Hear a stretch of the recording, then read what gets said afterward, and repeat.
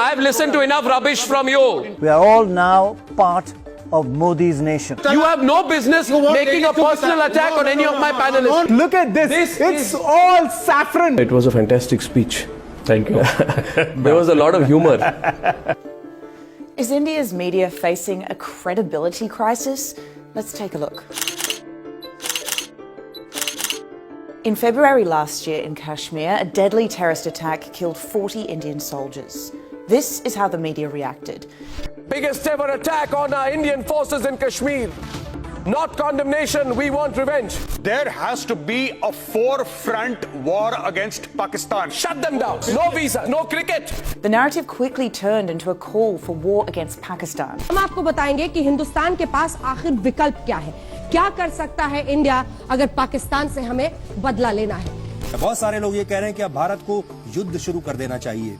युद्ध शुरू हो चुका है। India has struck Pakistan and we have struck them hard. And most importantly, we have struck them straight in the face.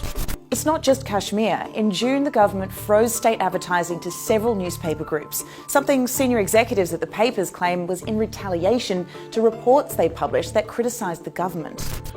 We are supposed to question the people in power.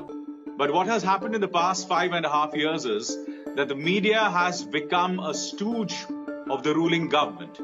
They have stopped questioning the ruling government, and to make matters worse, they have been propagating the divisive and even the negative agenda of the ruling party. A string of high-profile resignations at ABP News last year laid bare the extent of the pressure journalists are under.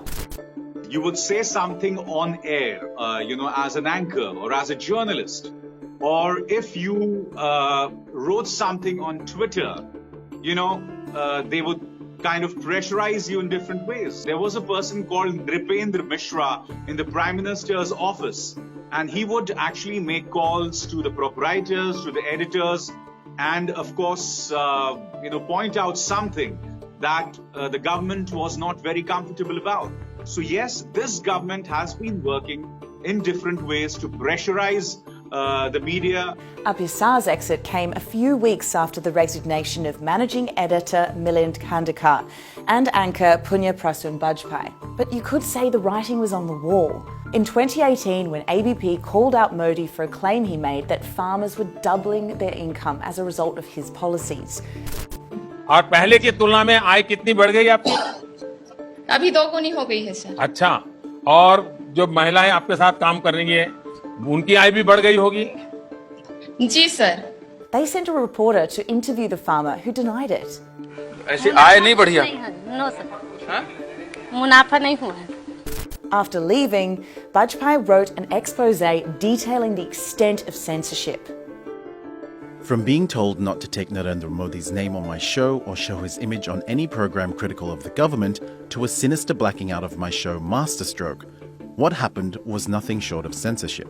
He goes on to say, the message, sharp and clear, to every news channel was this: go against us and your business will suffer. Threats and violence is becoming a new normal for journalists in India. Around 50 have lost their lives within the last 12 years. The country has slipped in the World Press Freedom Index to 140 out of the 180 countries listed. That's behind Afghanistan and South Sudan. Rigorous journalism is still taking place, mostly through online outlets. I am, in a way, doing 5 shows for 2 digital platforms.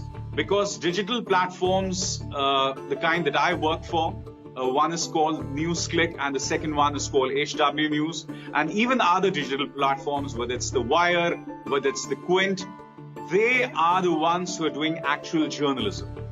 As I said, mainstream news channels, whether news papers or TV news channels, are under a lot of pressure from the ruling government. But a lack of viable funding models means the future of these portals hang in the balance. And with a deficit of critical voices to hold the powers that be accountable, there's plenty at stake.